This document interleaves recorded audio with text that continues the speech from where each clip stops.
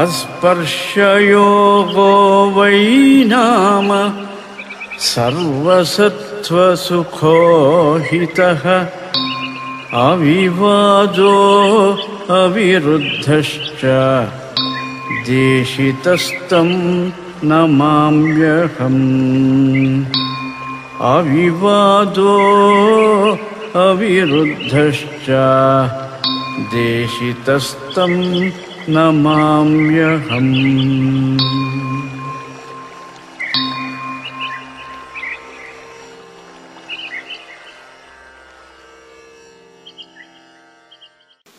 अगजानन पद्मार्कम् गजाननमहर्निशम् अनेकदन्तं भक्तानाम् एकदन्तमुपास्महे।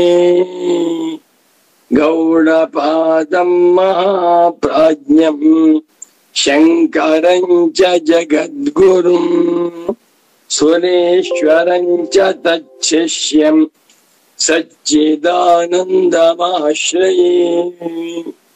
अचतुर्वदनो ब्रह्मा द्विबाहुरपरो हरिः अपाललोचनः शम्भुः भगवान् बादरायणः। सूत्रभाष्य प्रणेतारौ वेदान्ताव्यप्रभाकरौ वन्दे परस्परात्मानौ बादरायण शङ्करौ। वन्दे तं सच्चिदानन्दं यतिवर्यं महामतिं वेदवेदान्तसारज्ञं सद्गुरुं प्रणतोऽस्म्यहम्। श्रीगुरुं प्रणतोऽस्म्यहम्। श्रुतिस्मृतिपुराणानाम् आलयं करुणालयं नमामि भगवत्पादं शङ्करं लोकशङ्करम्। श्रीमच्छङ्कर भगवत्पूज्यपादमहासद्गुरुभ्यो नमः। श्री श्री सच्चिदानन्देन्द्र सरस्वती सद्गुरुपादुकाभ्यां नमः। नमो नमः सद्गुरुपादुकाभ्यां। सद्गुरु भक्तರು ವೇದಾಂತ ಪ್ರಿಯರು ಶಂಕರ ಭಗವತ್ ಪೂಜ್ಯ ಪಾದಾಚಾರ್ಯರ ಪರಮ ಭಕ್ತರು ಆಗಿ ಅಧ್ಯಾಸ ಭಾಷ್ಯವನ್ನ ಶ್ರದ್ಧಾ ಭಕ್ತಿಯಿಂದ ಅನುಸಂಧಾನ ಮಾಡುತ್ತಿರುವ ವೇದಾಂತಿಗಳಾದ ತಮ್ಮೆಲ್ಲರಿಗೂ ಇಂದಿನ ಸುಪ್ರಭಾತವನ್ನು ಹೇಳುತ್ತಾ, ಇಂದು ಕ್ರೋಧಿನಾಮ ಸಂವತ್ಸರದಲ್ಲಿ ದಕ್ಷಿಣಾಯನ ಹಿಮಂತ ಋತು ಮಾರ್ಗಶೀರ್ಷ ಮಾಸ ಶುಕ್ಲ ಪಕ್ಷ ದ್ವಾದಶಿ ತಿಥಿ. ನಿನ್ನೆ ಗೀತಾ ಜಯಂತಿ ಅನುಷ್ಠಾನವನ್ನು ಮಾಡಿದ್ದೇವೆ. ಇಂದು ದ್ವಾದಶಿ ವಾರ ಗುರುವಾರ. ಇಂದಿನ ಸುಪ್ರಭಾತವನ್ನು ತಮ್ಮೆಲ್ಲರಿಗೂ ಕೋರುತ್ತಾ, ಇಂದು 2024ನೇ ಇಸವಿ ಡಿಸೆಂಬರ್ ಮಾಹೆಯಲ್ಲಿ 12ನೇ ತಾರೀಖಿನ ಗುರುವಾರದ ಶುಭೋದಯವನ್ನು ತಮ್ಮೆಲ್ಲರಿಗೂ ಕೋರುತ್ತಾ, ಇಂದಿನ ಅಧ್ಯಾಸ ಭಾಷ್ಯದ ಸುಗಮ ವ್ಯಾಖ್ಯಾನವನ್ನ ನೋಡೋಣ. ಸರ್ವಾತ್ಮ ಸರ್ವದೃಗ್ಯೋತೌ ಸರ್ವಾಧ್ಯಾಸ ನಿರಾಸಕೃತೆ ಸತತಂ ಸನ್ನಿಧತ್ತಾಂ ಮೇ ಹೃದಯೇ ಪರಮಶಿವಃ. ಸೂತ್ರಭಾಷ್ಯ ಪ್ರಣೇತಾರೌ ವೇದಾಂತಾವ್ಯಪ್ರಭಾಕರೌ ವಂದೇ ಪರಸ್ಪರಾತ್ಮಾನೌ ಬಾದರಾಯಣ ಶಂಕರೌ.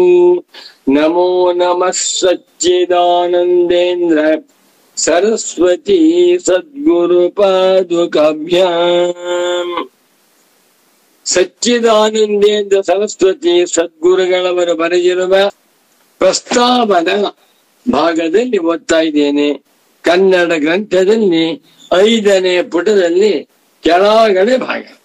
ಜಗತಶ್ಚ ಪರಮೇಶಿತು ಆತ್ಮಸ್ಥಾಭ್ಯಾಂ ಸ್ವಾತ್ಮನಃ ತತ್ವಾನ್ಯತ್ವಾಭ್ಯಾಂ ಅನಿರ್ವಚನೀಯಾಭ್ಯಾಂ ನಾಮರೂಪಾಭ್ಯಾಂ ಅವಿದ್ಯಾಕಲ್ಪಿತಾಭ್ಯಾಂ ಮಾಯಾ ಶಬ್ದ ವ್ಯಪದೇಶ್ಯಾಭ್ಯಾಂ. ಕನ್ನಡ ಪುಸ್ತಕದಲ್ಲಿ ವ್ಯಪದೇಶಾಭ್ಯಾಂ ಪ್ರಿಂಟ್ ಆಗಿದೆ. ನನಗೆ ಪೂಜ್ಯ ಸದ್ಗುರುಗಳ ಪಾಠ ಮಾಡುವಾಗ ವ್ಯಪದೇಶ್ಯಾಭ್ಯಾಂ ಹೇಳಿದ ಹಾಗೆ ಇಲ್ಲಿ ತಿದ್ಕೊಂಬಿಡಿ. ವ್ಯಪದೇಶ್ಯಾಭ್ಯಾಂ ವ್ಯಾಕೃತ ವ್ಯಾಕೃತ ಅವಸ್ಥಾಭಾಭ್ಯಾಂ ಪ್ರತೀತಿಮತ್ವಮುಪದಿಶತಿ ಶಾಸ್ತ್ರಂ. ಸೊಗಸಾಗಿದೆ. ಇದೊಂದು ಶಾಂಕರಾದ್ವೈತ ವೇದಾಂತ ದರ್ಶನದಲ್ಲಿ ಅತ್ಯಂತ ಪ್ರಧಾನವಾದ ಮುಖ್ಯವಾದ ವಿಚಾರ.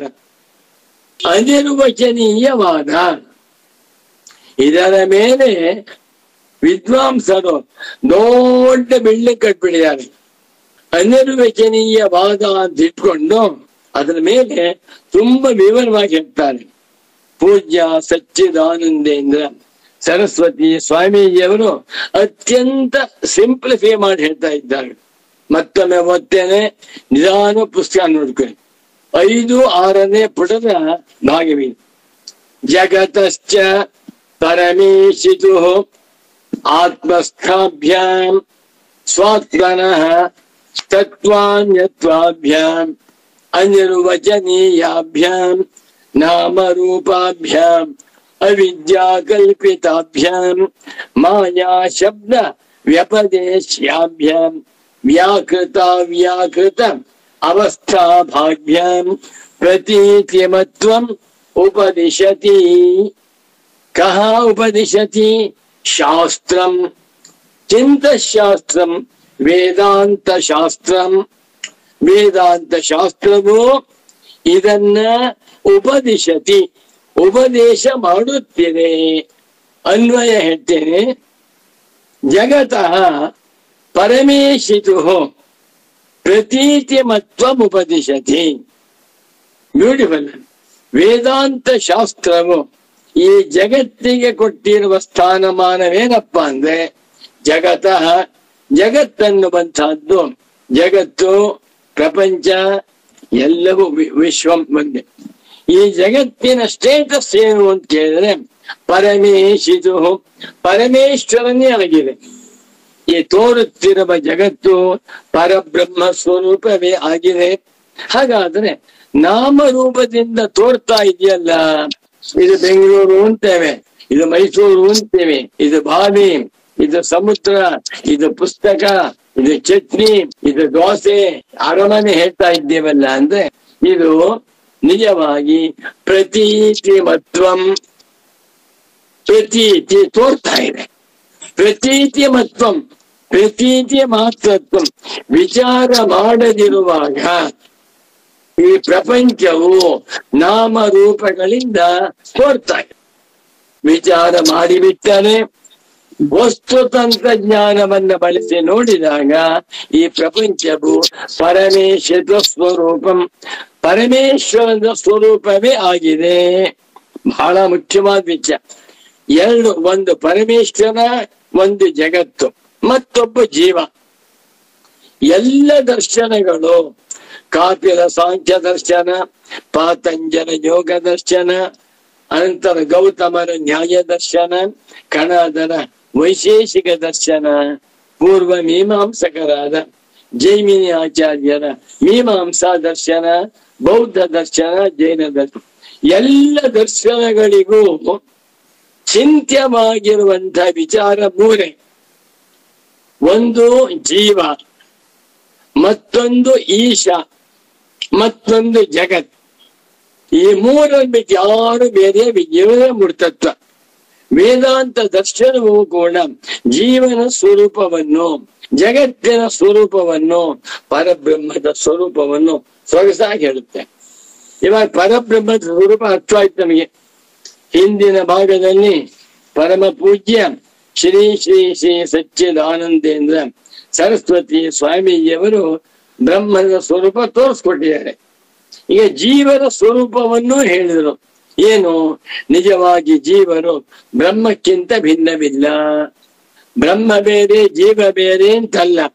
ಆದರೂ ಅಧ್ಯಾರೋಪ ದೃಷ್ಟಿಯಿಂದ ಬ್ರಹ್ಮವನ್ನ ಜೀವರಿಗಿಂತ ಭಿನ್ನ ಅಂತ ಮಾಡಿಕೊಂಡು ಜೀವರ ಜಾತಕವನ್ನೆಲ್ಲ ಹೇಳಿದರು. ಇವಾಗ ಹೇಳ್ತಾ ಇದ್ದಾರೆ ಪೂಜ್ಯರಾದ ಸದ್ಗುರು, ಜಗತ್ತಿನ ಸ್ವರೂಪವೇನು?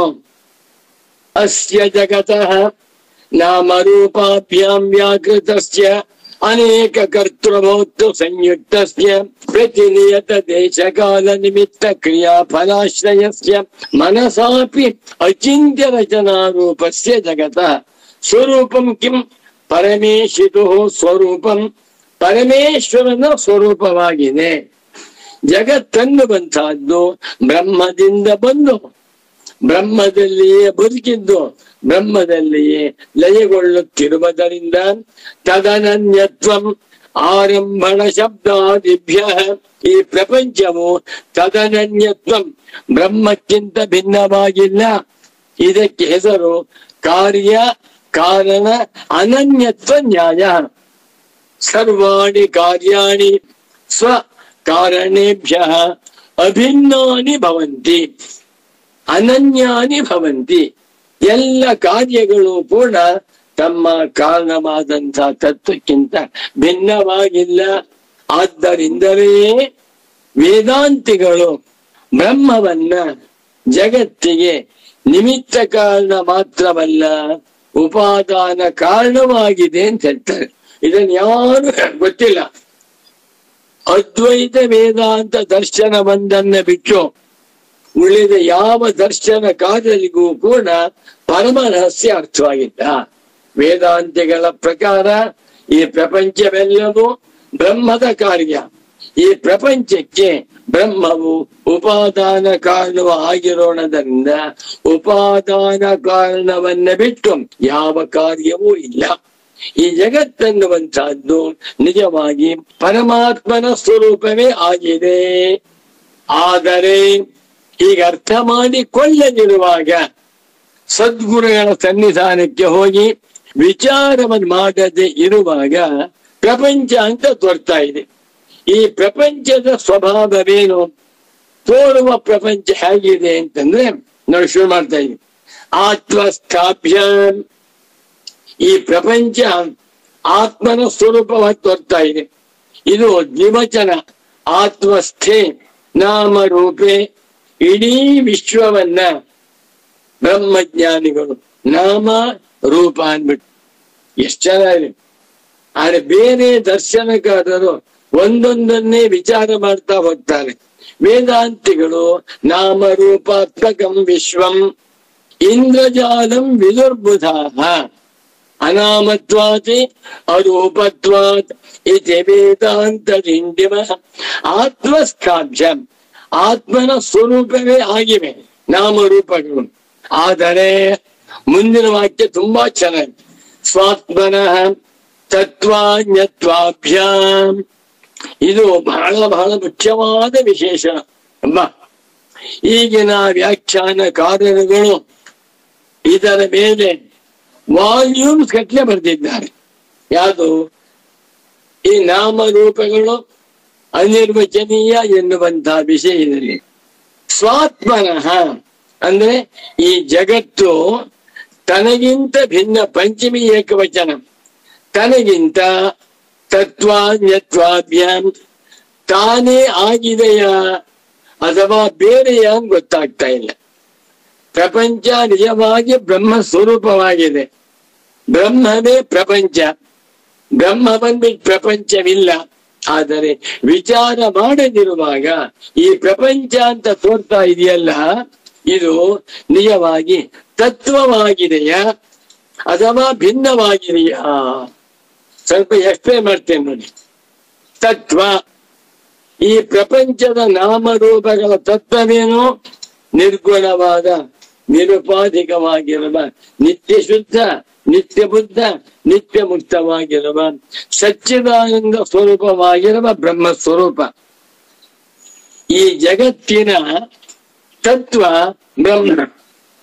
ಈ ತೋರುವ ಜಗತ್ತನ್ನ ಬ್ರಹ್ಮ ಅಂತ ಹೇಳೋಣ್ವೆ. ಈ ಮೊಬೈಲ್ ಇದೆ, ಇದು ಬ್ರಹ್ಮ ಅಂತ ಏನ್ ಅರ್ಥವಾಗುತ್ತೆ? ಈ ಪುಸ್ತಕ ಇದೆ, ಇದು ಬ್ರಹ್ಮ. ಹೋಟ್ಲು ಹೋಗ್ಬಿಟ್ಟು ನಾವು 2 ಬ್ರಹ್ಮ ಕೊಡಪ್ಪ, 1 ಲೋಟ ಬ್ರಹ್ಮ ಕೊಡೋದು ಅರ್ಥವಾಗಲ್ಲ. ಹೋಟೆಲ್ ಹೋದಾಗ 2 ಇಡ್ಲಿ ಕೊಡು, 2 ವಡೆ ಕೊಡು, ತುಪ್ಪ ಹಾಕು, ಚಟ್ನಿ ಹಾಕು, ಅಥವಾ ಚಪಾತಿ ಕೊಡು ಅಂತ ಕೇಳ್ತೇವೆ. ಹಾಗಾದರೆ ಈ ನಾಮರೂಪಾತ್ಮಕವಾಗಿ ತೋರುತ್ತಿರುವ ಈ ಪ್ರಪಂಚವು ತತ್ವವಾಗಿದೆಯಾ? ತತ್ವ ಅಂದ್ರೆ ಬ್ರಹ್ಮ ಸ್ವರೂಪವಾಗಿದೆಯಾ ಅಂದ್ರೆ ಅಲ್ಲ. ತೋರುವ ರೂಪದಿಂದ ಬ್ರಹ್ಮ ಸ್ವರೂಪವಲ್ಲ. ಸರಿ, ಬ್ರಹ್ಮಕ್ಕಿಂತ ಭಿನ್ನವಾಗಿ ಸ್ವತಂತ್ರವಾಗಿ ಅನ್ಯವಾಗಿದೆಯಾ? ಬ್ರಹ್ಮವಲ್ಲ ಅಂತ ಹೇಳೋಣ್ವೆ, ಅದು ಸಾಧ್ಯವಿಲ್ಲ. ನೋಡಿ, ಒಂದ್ ಮನೆ ಇದೆ, ಅರಮನೆ, ಅದು ಬ್ರಹ್ಮವ? ಬ್ರಹ್ಮಕ್ಕಿಂತ ಅನ್ಯವ? ಅದು ಬ್ರಹ್ಮ ಅಂದ್ಬಿಟ್ರೆ ಈ ಅರಮನೆ ಎನ್ನುವಂತಹದ್ದು ಬ್ರಹ್ಮ? ಕಾಂಪೌಂಡ್ ಬ್ರಹ್ಮವ? ಸಭಾಭವನ ಬ್ರಹ್ಮವ? ಅಲ್ಲಿರುವಂತಹ ದೇವರ ಮನೆ ಬ್ರಹ್ಮವ? ಅಲ್ಲಿರುವಂತಹ ಕೊಠಡಿಗಳು ಬ್ರಹ್ಮವ? ಬ್ರಹ್ಮ ಬ್ರಹ್ಮ ಬ್ರಹ್ಮ ಹುಚ್ಚ ಅಂತಾರೆ, ಬ್ರಹ್ಮವಲ್ಲ. ಹಾಗಾದ್ರೆ ಬ್ರಹ್ಮಕ್ಕಿಂತ ಭಿನ್ನವಾಗಿ ಸ್ವತಂತ್ರವಾಗಿ ಸತ್ಯವಾಗಿದೆಯಾ? ಇಲ್ಲ. ಒಂದು ಉದಾಹರಣೆ ಕೊಡ್ತೇನೆ. ರಜ್ಜು ಸರ್ಪ ಉದಾಹರಣೆ. ಮಂದಾಂಧಕಾರದಲ್ಲಿ ಬರ್ತಾ ಇದ್ದಾನೆ, ಹಾವು ಅಂತ ತಿಳ್ಕೊಂಬಿಟ್ಟ. ಆ ಹಾವು ಹಗ್ಗಕ್ಕಿಂತ ಭಿನ್ನವಾಗಿದೆಯಾ? ಹಗ್ಗವೇ ಆಗಿದೆಯಾ? ಹಗ್ಗವೇ ಆಗಿದೆ ಅಂತ ಆಗಿಬಿಟ್ಟಿದ್ದಿದ್ರೆ ಯಾಕೆ ಹೆದರ್ಕೋತಾ ಇದ್ದೇವೆ? ಹಾವು ಎನ್ನುವಂತಹದ್ದು ನಿಜವಾಗಿ ಹಗ್ಗವೇ ಆಗಿದೆ ಅಂತ ತತ್ವ ಅಂತ ಹೆಸರು. ಆ ತೋರುತ್ತಿರುವ ರಜ್ಜು ಸರ್ಪವು ತತ್ವ ಹಗ್ಗವೇ ಆಗಿದೆಯಾ? ಇಲ್ಲ. ಹಗ್ಗವೇ ಆಗಿದೆ ಅಂತ ಆಮೇಲೆ ಗೊತ್ತಾಗದು, ವಿಚಾರ ಮಾಡಿದೆ. ತೋರುವ ಕಾಲದಲ್ಲಿ ಏನಾಗಿದೆ? ಅದು ಹಗ್ಗ ಅಂತ ಹೇಳುವುದಕ್ಕೆ ಬರ್ತಾ ಇಲ್ಲ. ಸರಿ, ಹಾಗಾದ್ರೆ ಹಗ್ಗಕ್ಕಿಂತ ಭಿನ್ನವಾಗಿ ಸ್ವತಂತ್ರವಾಗಿ ಅನ್ಯವಾಗಿದೆಯಾ? ನೀವು ಎಷ್ಟೇ ತಪ್ಪಾಗಿ ತಿಳ್ಕೊಳ್ಳಿ, ನೀವು ಸರ್ಪ ಅಂತ ತಿಳಿದುಕೊಂಡು ಹೆದರ್ಕೊಂಡು ನಡುಕ್ತಾ ಇರ್ಬೋದು.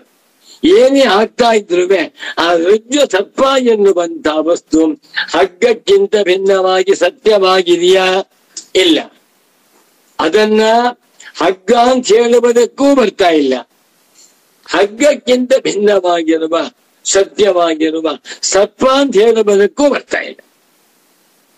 ಅದಕ್ಕೇನದು? ತತ್ವಾನ್ಯತ್ವಾಭ್ಯಾಂ ಅನಿರ್ವಚನೀಯೇ ನಾಮರೂಪೆ. ಈ ಪ್ರಪಂಚವನ್ನ ಬಹಳ ಇದನ್ನೆಲ್ಲ ನನ್ನ ಪರಮ ಪೂಜ್ಯ ಸದ್ಗುರು ಪುಂಗವರಾದ ಶ್ರೀ ಶ್ರೀ ಶ್ರೀ ಸಚ್ಚಿದಾನಂದೇಂದ್ರ ಸರಸ್ವತಿ ಸ್ವಾಮಿಯವರು ನನ್ಗೆ ಸಾವಿರಾರು ಸಲ ಹೇಳಿದ್ದಾರೆ. ಅವರ ತಾಳ್ಮೆಗೆ, ಅವರ ಕಾರುಣ್ಯಕ್ಕೆ, ಅವರ ವಾತ್ಸಲ್ಯಕ್ಕೆ, ಅವರ ಪ್ರೀತಿಗೆ ನನ್ನ ಅನಂತಾನಂತ ಕೋಟಿ ಕೋಟಿ ಕೋಟಿ ಪ್ರಣಾಮ. ನೋಡಪ್ಪ ಮಗು, ಅನಿರ್ವಚನೀಯವಾದ ಅಂತ ಒಂದಿದೆ, ಅದು ತಪ್ಪು, ಅದು ಬೇಡ. ನಾನು ಹೇಳ್ತೀನಿ ಕೇಳು. ಅನಿರ್ವಚನೀಯ ಆದ್ರೇನು?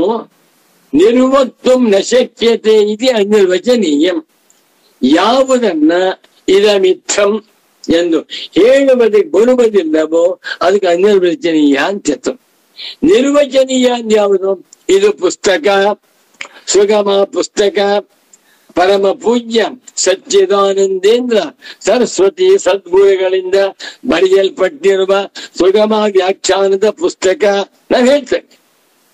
ಹೀಗೆ ಈ ನಾಮರೂಪಾತ್ಮಕವಾಗಿರುವ ಪ್ರಪಂಚವನ್ನ ಹೇಳಿ, ಈ ಪ್ರಪಂಚ ಸ್ವತಂತ್ರವಾಗಿ ಸತ್ಯವಾಗಿ ಪರಮಾರ್ಥವಾಗಿರುವ ತತ್ವ ಅಂದ್ರೆ ತಪ್ಪಾಗುವುದಿಲ್ಲ. ಹಾಗಾದ್ರೆ ಇದು ಬ್ರಹ್ಮವೇ ಆಗಿದೆ, ಅದು ಆಗಲ್ಲ. ತೋರುವ ರೂಪದಿಂದ ರಜ್ಜು ಸರ್ಪವನ್ನ ಒಬ್ಬ ಮನುಷ್ಯ ಕಾಣ್ತಾ ಹೆದರ್ಕೊಂಡ. ಅವನಿಗೆ ಅಲ್ಲಿ ಹಾವಿದೆಯೋ ಇಲ್ಲ, ಹಾವಿದೆ ಅಂತಾನೆ. ಹಾವಿದೆ ಸ್ವಾಮಿ, ನಾ ನೋಡ್ರೆ ಅಂತಾನೆ. ಅವನ ಪಾಲಿಗೆ ಹಾವಿದೆ, ಹಗ್ಗ ಇಲ್ಲ. ಹಗ್ಗ ಇಲ್ವೇ ಇಲ್ಲ, ಇರುವುದೇ ಹಾವು. ಆದರೆ ರೈತನಿಗೆ ಅದೇ ರಸ್ತೆ ಓಡಾಡುವಂತ ಮನುಷ್ಯನಿಗೆ ಹಾವಿಲ್ಲ, ಕೇವಲ ಹಗ್ಗವೇ ಆಗಿದ್ದಿದ್ದರೆ ಯಾಕದು ಹಾವಿನಂತ ತೋರ್ಬೇಕಾಗಿತ್ತು. ಅದಕ್ಕೆ ಹೆಸರು ಅನಿರ್ವಚನೀಯ. ಅರ್ಥ ಆಗ್ತಾ ಇದೆ ಅನ್ಕೋತೇನೆ. ಆ ರಜ್ಜು ಸರ್ಪವನ್ನ ರಜ್ಜುವೆಂದಾಗಲಿ, ರಜ್ಜುವನ್ನು ಬಿಟ್ಟು ಸ್ವತಂತ್ರವಾದ ಸರ್ಪವೆಂದಲಾಗಲಿ ಹೇಳುವುದಕ್ಕೆ ಬರುವುದಿಲ್ಲ. ಅದೇ ರೀತಿಯಲ್ಲಿ ಈ ವಿಶಾಲವಾಗಿರುವಂತಹ ಜಗತ್ತು ಪರಮಾದ್ಭುತವಾಗಿದೆ.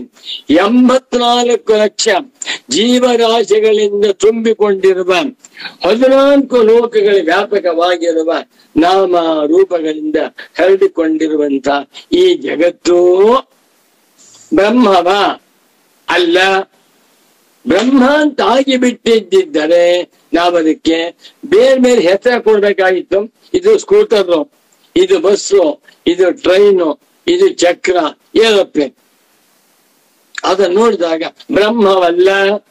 ಸರಿ, ಹಾಗಾದ್ರೆ ಬ್ರಹ್ಮಕ್ಕಿಂತ ಸ್ವತಂತ್ರವಾಗಿ ಸತ್ಯವಾಗಿದೆಯಾ? ಇಲ್ಲ. ಎಲ್ಲವೂ ಕಬ್ಬಿಣ, ಎಲ್ಲವೂ ಸ್ಟೀಲು, ಎಲ್ಲವೂ ಅಲ್ಯೂಮಿನಿಯಂ, ಎಲ್ಲವೂ ಮಣ್ಣು, ಎಲ್ಲವೂ ಆಕಾಶ, ಎಲ್ಲವೂ ಬ್ರಹ್ಮ. 2 ದೃಷ್ಟಿ ಇಟ್ಕೊಳ್ಳಿ. ಜಗತ್ತು ತೋರುವ ರೂಪದಿಂದ ಏನಾಗಿದೆ? ಬ್ರಹ್ಮಕ್ಕಿಂತ ಭಿನ್ನವಾಗಿರುವಂತ ತೋರ್ತಾ ಇದೆ. ಇರುವ ರೂಪದಿಂದ ಏನಾಗಿದೆ? ಬ್ರಹ್ಮವಾಗಿದೆ. ಇದಕ್ಕೆ ಹೆಸರು ಅನಿರ್ವಚನೀಯಂ ಜಗತೆ. ಇಲ್ಲಿ ಪರಮ ಪೂಜ್ಯ ಸದ್ಗುರು ವರೆಣ್ಯನಾದ ಶ್ರೀ ಶ್ರೀ ಶ್ರೀ ಸಚ್ಚಿದಾನಂದೇಂದ್ರ ಸರಸ್ವತಿ ಸ್ವಾಮಿಯವರು ತುಂಬಾ ಸುಂದರ ಹೇಳಿದರು. ಸ್ವಾತ್ಮನಃ ತನಗಿಂತ ಭಿನ್ನವಾಗಿ ತತ್ವ ಅನ್ಯತ್ವಾಭ್ಯಾಮ್. ಇದು ಪ್ರಪಂಚ ಎನ್ನುವಂಥ ನಾಮರೂಪ ಬ್ರಹ್ಮಕ್ಕಿಂತ ಭಿನ್ನವಾಗಿ ಸ್ವತಂತ್ರವಾಗಿದೆಯಾ? ಇಲ್ಲ. ಬ್ರಹ್ಮವೇ ಆಗಿದೆಯಾ? ಇಲ್ಲ. ಇದು ಬ್ರಹ್ಮವೇ ಆಗಿಬಿಟ್ಟಿದ್ದರೆ ಯಾಕೆ ಜನ ತಿಳ್ಕೋತಾ ಇತ್ತಿಲ್ಲ? ಯಾರಿಗೂ ಗೊತ್ತಿಲ್ಲ. ಈ ಪ್ರಪಂಚದಲ್ಲಿ 1,000 ಕೋಟಿ ಮಾನವರಿದ್ದಾರೆ. ಯಾರನ್ನೇ ಕೇಳಿ, ಯಾರೊಬ್ಬರೂ ಕೂಡ ಇದು ಬ್ರಹ್ಮ ಅಂತ ಹೇಳ್ತಾ ಇಲ್ಲ. ಏನ್ ಹೇಳ್ತಾರೆ? ಇದು ಹಾಲು, ಇದು ಸ್ಟೂಲು, ಇದು ಹಾಸಿಗೆ, ಇದು ಮಂಚ, ಇದು ಕಾರು, ಹೀಗೆ ಹೇಳ್ತಾರೆ. ಹೌದಾ? ಆದ್ರಿಂದ ಬ್ರಹ್ಮವಲ್ಲ ಅಂತ ಆಯ್ತು. ಸರಿ, ಬ್ರಹ್ಮವಲ್ವಾ? ಹಾಗಾದ್ರೆ ಬ್ರಹ್ಮಕ್ಕಿಂತ ಭಿನ್ನವಾಗಿ ಸ್ವತಂತ್ರವಾಗಿ ಸತ್ಯವಾಗಿದೆಯಾ? ಇಲ್ಲ. ತೋರುವ ರೂಪದಿಂದ ಅನ್ಯ, ಇರುವ ರೂಪದಿಂದ ಬ್ರಹ್ಮ. ಈಗ ನಾಮಕರಣ ಮಾಡಿದ್ರು ಶಂಕರಾಚಾರ್ಯರು. ಇದು ಶಂಕರ ಭಗವತ್ ಪೂಜ್ಯ ಪಾದಾಚಾರ್ಯರ ಮಾತು. 2114 ನೋಡಿ. ಆಮೇಲೆ ತದನನ್ಯತ್ವಮಾರಂಭಣ ಶಬ್ದಾದಿಭ್ಯ, ಅಲ್ಲಿ 2ನೇ ಅಧ್ಯಾಯ 1ನೇ ಪಾದ 14ನೇ ಸೂತ್ರ ಭಾಷ್ಯ ಬರೆದಿದ್ದಾರೆ ಬ್ರಹ್ಮಾನಂದ. ನನಗೆ ಪೂಜ್ಯ ಸದ್ಗುರುಗಳು ಆ ಭಾಷ್ಯದಲ್ಲಿ ಅನೇಕ ಪಂಕ್ತಿ ಗಟ್ ಮಾಡಿಸ್ಬಿಟ್ಟಿದ್ದಾರೆ. ಅಲ್ಲಿ ಬರೀತಾ ಶಂಕರಾಚಾರ್ಯರವರು ತತ್ವಾನ್ಯತ್ವಾಭ್ಯಾಂ ಅನಿರ್ವಚನೀಯೇ ನಾಮ ರೂಪೇ ಪ್ರಪಂಚಸ್ಯ ಬೀಜಭೂತೆ. ಚೆನ್ನಾಗಿ ಬರ್ದಿಯ, ಅದನ್ನೇ ಬರೀತಾರೆ. ಸ್ವಾತ್ಮನಃ, ಆತ್ಮನಿಗಿಂತ ಭಿನ್ನವಾಗಿದೆಯಾ? ಇಲ್ಲ. ಆತ್ಮನೇ ಆಗಿದೆಯಾ? ಇಲ್ಲ. ಇದು ಶತ್ರು ತತ್ವಾನ್ಯತ್ವಾಭ್ಯಾಂ ಅನಿರ್ವಚನೀಯಾಭ್ಯಾಂ. ಸ್ವಾಮಿಗಳ ಮಾತು ಬ್ರಹ್ಮಾನಂದವಾಗ್ತಾ ಇದೆ. ಇದು ಅನಿರ್ವಚನೀಯವಾಗಿದೆ. ಕೆಲವು ವೇದಾಂತ ಇದನ್ನ ಅನಿರ್ವಚನೀಯವಾದ ಅಂತ ಮಾಡಿಬಿಟ್ಟ ಹಗ್ಗದಲ್ಲಿ ಹಾವು ತೋರ್ತಾ ಇದೆಯಲ್ಲ, ಆಗ ಅನಿರ್ವಚನೀಯ ಸತ್ವೋತ್ಪತ್ತಿವಾದ ಅಂತ ಮಾಡ್ಬಿಟ್ಟು. ಇದೆಲ್ಲ ಅವಿವೇಕ ಅಂತ ಪೂಜ್ಯರಾದ ಸದ್ಗುರು ಮನೆ ಚರ್ಚೆ ಮಾಡ್ತಾನೆ ನೋಡ್ರೆ. ಒಟ್ಟಿನಲ್ಲಿ ತತ್ವಾನ್ಯತ್ವಾಭ್ಯಾಂ ಅನಿರ್ವಚನೀಯಾಭ್ಯಾಂ. ತತ್ವ ಅಂತಲಾಗ, ತತ್ವ ಅಂದೇನು?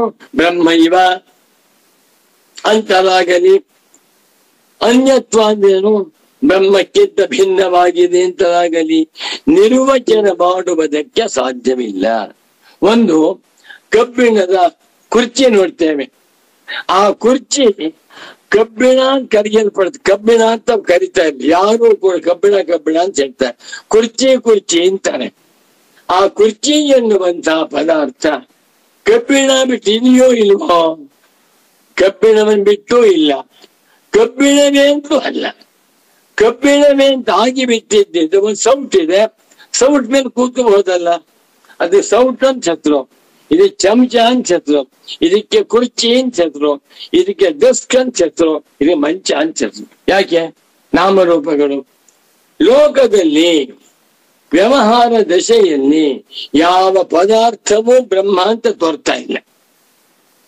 ಬ್ರಹ್ಮಕ್ಕೆ ನಾಮರೂಪಗಳೇ ಇಲ್ವಲ್ಲ. ಆದ್ದರಿಂದ ಬ್ರಹ್ಮಕ್ಕಿಂತ ಭಿನ್ನವಾಗಿದೆಯೇನೋ ಅಂತ ತೋರ್ತಾ ಇದೆ. ನಿಜವಾಗಿ ವಿಚಾರ ಮಾಡಿ ನೋಡಿದರೆ ಬ್ರಹ್ಮಕ್ಕಿಂತ ಭಿನ್ನವಾಗಿ ಸ್ವತಂತ್ರವಾಗಿ ಪರಮಾರ್ಥವಾಗಿ ಸತ್ಯವಾಗಿದೆಯಾ ಇಲ್ಲ. ಆದ್ದರಿಂದ ಜ್ಞಾನಿಗಳೇನ್ ಮಾಡಿದ್ರು, ಈ ತೋರುತ್ತಿರುವಂತಹ ಪ್ರಪಂಚವನ್ನ ನಾಮರೂಪಾಭ್ಯಾಂ ಅನಿರ್ವಚನೀಯಾಭ್ಯಾಂ ಇದನ್ನ ತತ್ವಾನ್ಯತ್ವಾಭ್ಯಾಂ ಅಂತ ಕರೆದಿದ್ದಾರೆ. ನಾಮರೂಪಗಳಿಂದ ತೋರ್ತಾ ಇದೆ. ನಾಮರೂಪಗಳು ಭಿನ್ನ ಭಿನ್ನವಾಗಿವೆ. ನೋಡಿ, ಮೈಸೂರು ಅಂತ ಛತ್ರು, ಚೆನ್ನೈ ಅಂತ ಛತ್ರು, ಬೆಂಗಳೂರು ಅಂತ ಛತ್ರು, ಪುಣೆ ಅಂತ ಛತ್ರು, ಬಾಂಬೆ ಅಂತ ಛತ್ರು. ನೀವು ಬ್ರಹ್ಮ ಬ್ರಹ್ಮ ಬಿಟ್ರೆ ನೀವು ರೈಲ್ವೆ ಸ್ಟೇಷನ್ ಹೋಗಿದ್ದೀರ, ಟಿಕೆಟ್ ತಗೋರಿ, ಎಲ್ಲಿಗೆ ಹೋಗ್ಬೇಕಪ್ಪ? ನಾ ಬ್ರಹ್ಮ ಟಿಕೆಟ್ ಕೊಡಿ ಅಂದ್ರೆ ಹೋಗು, ವಾಪಾಗೆ ಹೋಗು ಅಂತಾರೆ. ಇವೇನ್ಬೇಕು? ಮೈಸೂರಿಗೆ ಟಿಕೆಟ್ ಕೊಡಿ ಅಂತ ಕೇಳ್ಬೇಕು, ಬಾಂಬೆ ಕೊಡಿ ಅಂತ ಕೇಳ್ಬೇಕು. ಅವನಿಗೆ ಬ್ರಹ್ಮ ಅರ್ಥವಾಗಿಲ್ಲ. ಚೆನ್ನೈ ಬೇರೆ, ಮೈಸೂರು ಬೇರೆ, ಬಾಂಬೆ ಬೇರೆ, ಬೆಂಗಳೂರು ಬೇರೆ. ಆದರೆ ಪರಮಾರ್ಥವಾಗಿ ನೋಡಿದರೆ ಇವು ನಾಮರೂಪಾತ್ಮಕವಾಗಿ ತೋರ್ತಾ ಇದೆಯಲ್ಲ, ಇದು ಬ್ರಹ್ಮಕ್ಕಿಂತ ಭಿನ್ನವಾಗಿದೆಯಾ? ಇಲ್ಲ. ಆದ್ದರಿಂದ ಮತ್ತೆ ರಿಪೀಟ್ ಮಾಡಿ, ಈ ತೋರುತ್ತಿರುವ ನಾಮರೂಪಾತ್ಮಕವಾದ ಜಗತ್ತು ಬ್ರಹ್ಮವೇ ಅಂತಲಾಗಲಿ, ಬ್ರಹ್ಮಕ್ಕಿಂತ ಭಿನ್ನವಾಗಿರುವ ಸತ್ಯವಾಗಿರುವ ಬ್ರಹ್ಮದ ಪಕ್ಕದಲ್ಲಿರುವ ವಸ್ತು ಅಂತಲಾಗಲಿ ಅನಿರ್ವಚನೀಯಾಭ್ಯಾಂ ಹೇಳುವುದಕ್ಕೆ ಬರುವುದಿಲ್ಲ. ಯಾವುದನ್ನ? ನಾಮರೂಪಾಭ್ಯಾಂ. ಜಗತ್ತು ಅಂದ್ರು ಒಂದೇ. ಆ ಜಗತ್ತನ್ನ ಒಡೆದಾಗ ಒಂದು ನಾಮ ಒಂದು ರೂಪ. ಎಷ್ಟು ಚೆನ್ನಾಗಿದೆ. ಒಂದು ಸಭೆಯಲ್ಲಿ 10,000 ಜನ ಸೇರಿದ್ದಾರೆ. 10,000 ನಾಮ, 10,000 ರೂಪ ಇದೆ. ಆ ನಾಮ ರೂಪಗಳು ಇದೆಯೋ ಇಲ್ವೋ? ಇದೆ. ಇವರು ಕೃಷ್ಣಮೂರ್ತಿ, ಅವರ ರಾಮಮೂರ್ತಿ, ಅವರ ನರಸಿಂಹಮೂರ್ತಿ, ಇವರು ಸಂಜೀವ ಮೂರ್ತಿ, ಅವರ ಅನಂತ ಮೂರ್ತಿ, ಎಲ್ಲ ಬೇರೆ ಬೇರೆ ಬೇರೆ ಬೇರೆ ನಾಮ, ಬೇರೆ ಬೇರೆ ವಯಸ್ಸು, ಬೇರೆ ಬೇರೆ ಸ್ವಭಾವ, ಬೇರೆ ಬೇರೆ ಹೆಸರು, ಬೇರೆ ಬೇರೆ ಗೋತ್ರ. ಆದ್ರಿಂದ ಅನ್ಯ ಅಂತ ತೋರ್ತಾ ಇವೆ. ಹಾಗಾದ್ರೆ ಎಲ್ಲರೂ ಭಿನ್ನ ಭಿನ್ನವಾಗಿ ಸತ್ಯವಾಗಿದ್ದಾರ? ಇಲ್ಲ. ನಾಮರೂಪಾತ್ಮಕಂ ವಿಶ್ವಂ. ದೇಹೇಂದ್ರಿಯ ಉಪಾಧಿಗಳಿಂದ ಭಿನ್ನ ಭಿನ್ನವಾಗಿ ತೋರ್ತಾ ಇದ್ದೆ. ದೇಹೇಂದ್ರಿಯ ಉಪಾಧಿ ತೆಗೆದು ಹಾಕ್ಬಿಟ್ರೆ ಎಲ್ಲರೂ ಬ್ರಹ್ಮವೇ. ಬ್ರಹ್ಮವೇದ ವಿಶ್ವಂ. ನೋಡಿ, ತಿಳಿದವರಿಗೆ ಜ್ಞಾನಿಗಳಿಗೆ ಎಲ್ಲವೂ ಬ್ರಹ್ಮ. ಬ್ರಹ್ಮವನ್ನ ಬಿಟ್ಟು ನಾಮರೂಪಾತ್ಮಕವಾದ ಪ್ರಪಂಚವಿಲ್ಲ. ಅಜ್ಞಾನಿಗಳಿಗೆ ಪರಮಾರ್ಥ ಸ್ವರೂಪವನ್ನ ಅರಿಯದೇ ಇರುವಂತ ದಡ್ಡರಿಗೆ ಬ್ರಹ್ಮ ಗೊತ್ತಿಲ್ಲ, ಪ್ರಪಂಚ ತೋರ್ತಾ ಇದೆ. ಹಾಗಾದ್ರೆ ಈ ಪ್ರಪಂಚದ ಹಣೆ ಬರುವೇನು? ನಾಮರೂಪಾಭ್ಯಾಂ ಅನಿರ್ವಚನೀಯೇ.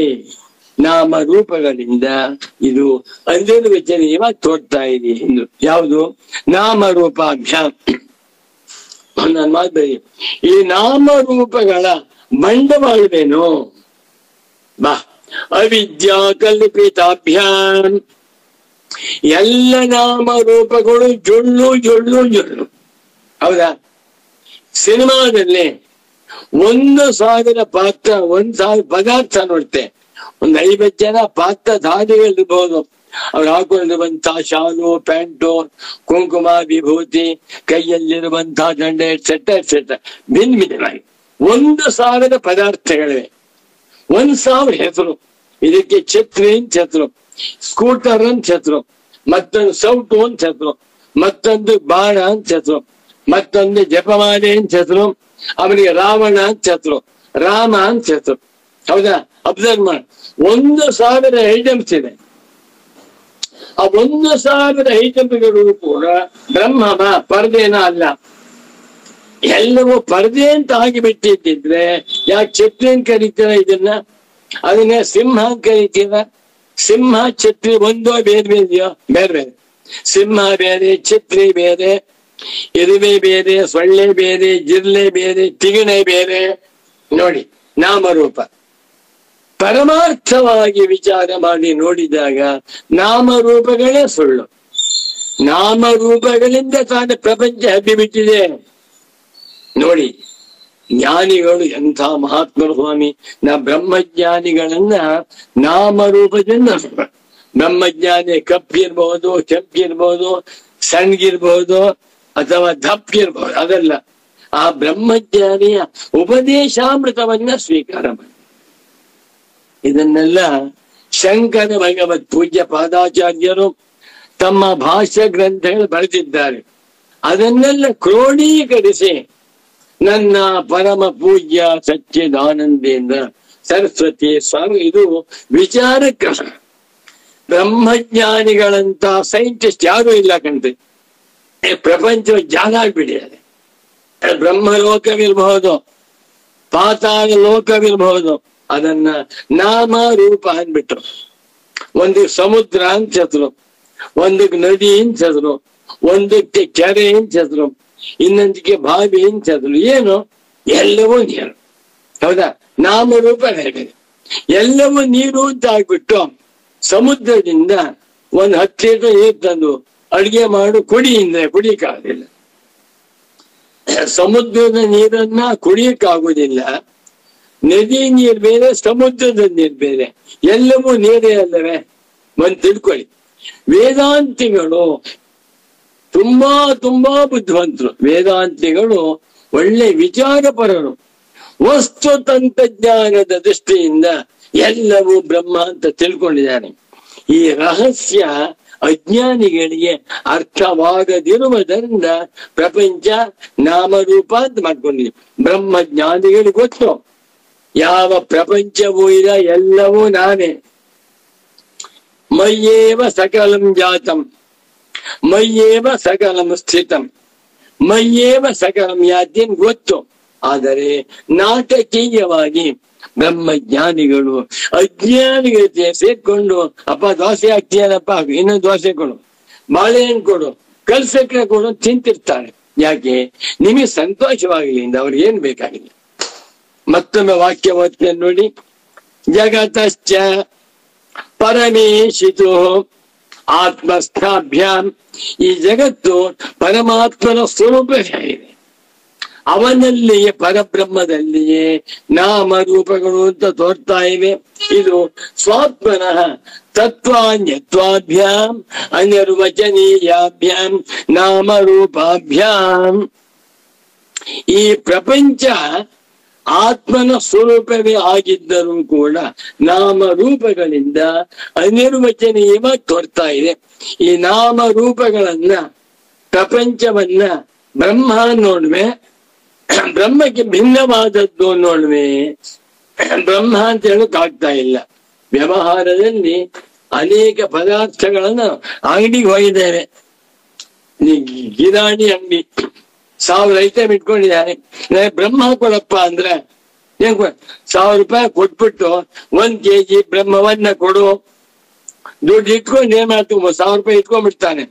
1 kg ಅಕ್ಕಿ ಕೊಟ್ಟು ಕಳ್ಸಿ ತಗೊಂಡು ಬ್ರಹ್ಮ ತಗೊಂಡು ಹೋಗ್ರಿ ಅಂತಾನೆ. ಅಂಗಡಿಗೆ ಹೋದಾಗ 1 kg ಅಕ್ಕಿ ಕೊಡು, ಅರ್ಧ kg ಸಕ್ಕರೆ ಕೊಡು, 1 kg ತುಪ್ಪ ಕೊಡು, 1 kg ಬೆಲ್ಲ ಕೊಡು ಅನ್ಬೇಕು. ಆ ನಾಮರೂಪಗಳಿಂದ ತೋರ್ತಾ ಇದೆ. ಪರಮಾರ್ಥವಾಗಿ ನೋಡಿದಾಗ, ವಸ್ತು ತಂತ್ರಜ್ಞಾನದ ವಿಚಾರ ಮಾಡಿದಾಗ ಎಲ್ಲವೂ ಆತ್ಮನೇ ಆಗಿದೆ. ಇದು ಅನಿರ್ವಚನೀಯವಾಗಿರುವ ನಾಮರೂಪಗಳಿಂದ ಈ ಪ್ರಪಂಚ ತೋರ್ತಾ ಇದೆ.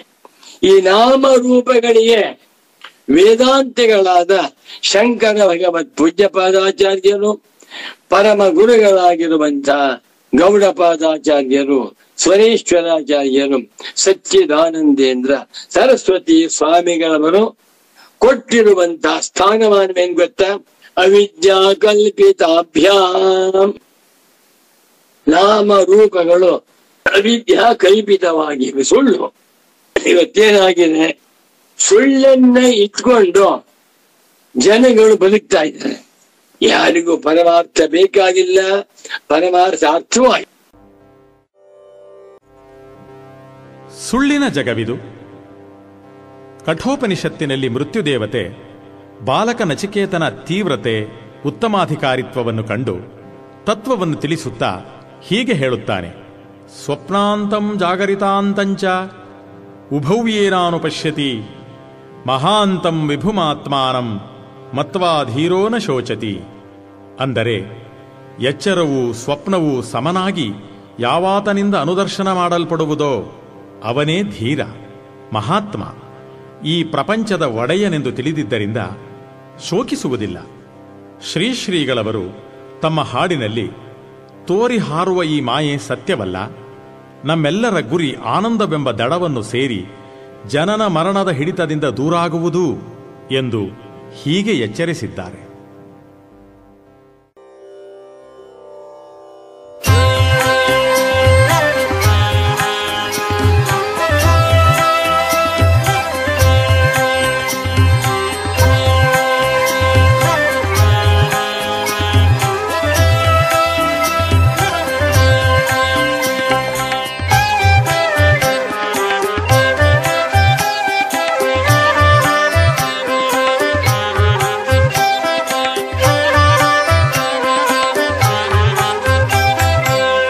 ಸುಳ್ಳಿನ ಜಗವಿದು, ಸುಳ್ಳಿನ ಸಂತೆಯು ನಿಲ್ಲುವುದಲ್ಲವು ಸಾವಿಗನಸು, ಸಾವಿಗನಸು.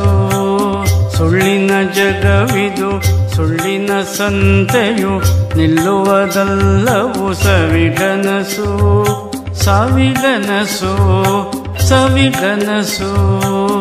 ಸುಳ್ಳನು ನೆಚ್ಚುತ್ತ ಕುಳ್ಳಿರಬೇಡಿರಿ, ನಿಲ್ಲಲಿ ದೇವನೊಳೆ ಮನಸ್ಸು, ಯಮ್ಮ ಮನಸ್ಸು, ಯಮ್ಮ ಮನಸ್ಸು. ಸುಳ್ಳನು ನೆಚ್ಚುತ್ತ ಕುಳ್ಳಿರಬೇಡಿರಿ, ನಿಲ್ಲಲಿ ದೇವನೊಳೆ ಮನಸ್ಸು, ಯಮ್ಮ ಮನಸ್ಸು, ಯಮ್ಮ ಮನಸ್ಸು.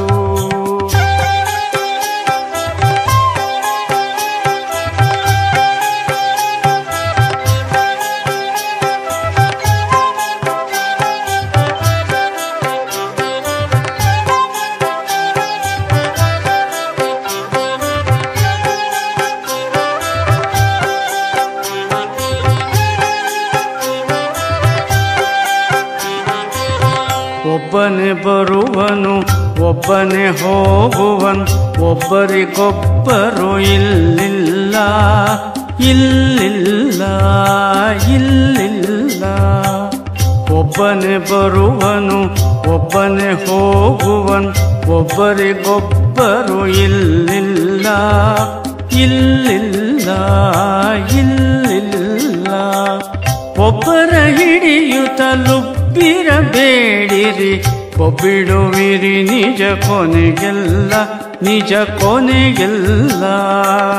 ಒಬ್ಬರ ಹಿಡಿಯುತ್ತಲೂ ಬಿರಬೇಡಿರಿ, ಒಬ್ಬಿಡುವಿರಿ ನಿಜ ಕೊನೆಗೆಲ್ಲ, ನಿಜ ಕೊನೆಗೆಲ್ಲ.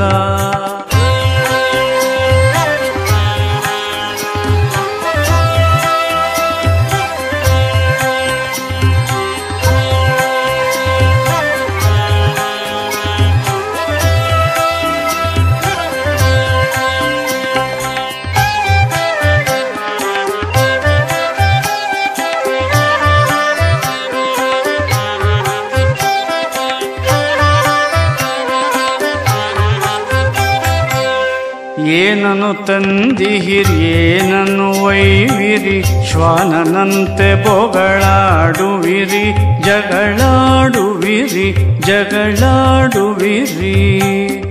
ಏನನ್ನು ತಂದಿಹಿರಿ, ಏನನ್ನು ಒಯ್ವಿರಿ, ಶ್ವಾನನಂತೆ ಬೊಗಳಾಡುವಿರಿ, ಜಗಳಾಡುವಿರಿ, ಜಗಳಾಡುವಿರಿ.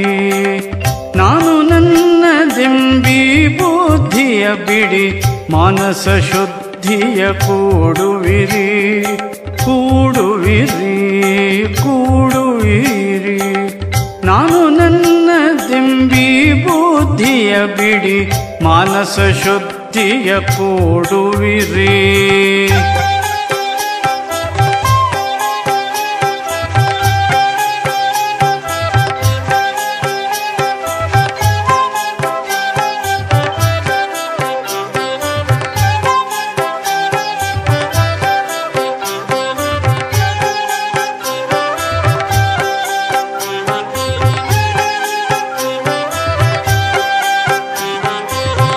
ಸುಳ್ಳಿನ ತನುವಿದ ನಂಬುತ್ತಲೇತಕ್ಕೆ ಜೊಳ್ಳು ಸಂಸ್ಕೃತಿಗೆ ಜೋಲುವಿರಿ ಜೋಲುವಿರಿ ಜೋಲುವಿರಿ. ಸುಳ್ಳಿನ ತನುವಿದ ನಂಬುತ್ತಲೇತಕ್ಕೆ ಜೊಳ್ಳು ಸಂಸ್ಕೃತಿಗೆ ಜೋಲುವಿರಿ ಜೋಲುವಿರಿ ಜೋಲುವಿರಿ. ಕಳ್ಳರು ಇಂದ್ರಿಯ ಮನಗಳು ನಿಮ್ಮನು ಕೊಳ್ಳೆ ಹೊಡೆಯಲಳು ತೇಳುವಿರಿ ಕೊರಗುವಿರಿ ಕೊರಗುವಿರಿ. ಕಳ್ಳರು ಇಂದ್ರಿಯ ಮನಗಳು ನಿಮ್ಮನು ಕೊಳ್ಳೆ ಹೊಡೆಯಲಳು ತೇಳುವಿರಿ.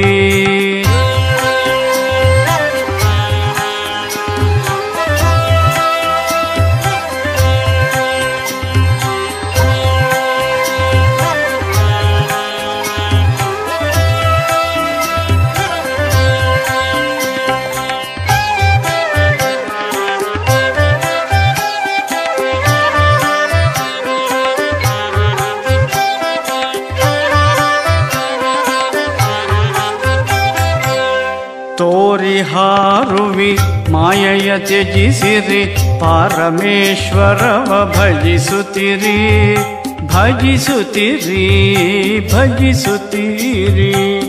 ತೋರಿ ಹಾರುವಿ ಮಾಯೆಯ ತ್ಯಜಿಸಿರಿ ಪರಮೇಶ್ವರವ ಭಜಿಸುತ್ತಿರಿ ಭಜಿಸುತ್ತೀರಿ ಭಜಿಸುತ್ತೀರಿ. ಸೇರಿರಿ ಶಂಕರ ತೀರವ ಜನಿ ಮೃತಿ ದೂರರಾಗುವುದೇ ಕಡೆಯ ಗುರಿ. ಸೇರಿರಿ ಶಂಕರ ತೀರವ ಜನಿ ಮೃತಿ ದೂರರಾಗುವುದೇ ಕಡೆಯ ಗುರಿ ಕಡೆಯ ಗುರಿ ಕಡೆಯ ಗುರಿ. ಸುಳ್ಳಿನ ಜಗವಿದು ಸುಳ್ಳಿನ ಸಂತೆಯು ನಿಲ್ಲುವುದಲ್ಲವು ಸವಿಗನಸು ಸಾವಿಗನಸು. ಸುಳ್ಳಿನ ಜಗವಿದು ಸುಳ್ಳಿನ ಸಂತೆಯು ನಿಲ್ಲುವುದಲ್ಲವು ಸವಿಗನಸು ಸಾವಿಗನಸು ಸವಿಗನಸು. ಸುಳ್ಳನು ನೆಚ್ಚುತ ಕುಳ್ಳಿರಬೇಡಿರಿ ನಿಲ್ಲಲಿ ದೇವನೊಳೆ ಮನಸ್ಸು ಯಮ್ಮ ಮನಸ್ಸು ಯಮ್ಮ ಮನಸ್ಸು.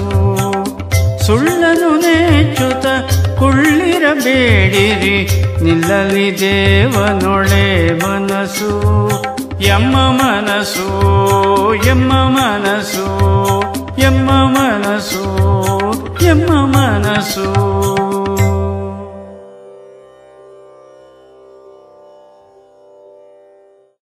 ಬ್ರಹ್ಮಜ್ಞಾನಿ ಧೀರ ಈ ಪ್ರಪಂಚವನ್ನ ನೋಡ್ತಾ ಇದ್ದಾನೆ, ವ್ಯವಹಾರ ಮಾಡ್ತಾ ಇದ್ದಾನೆ.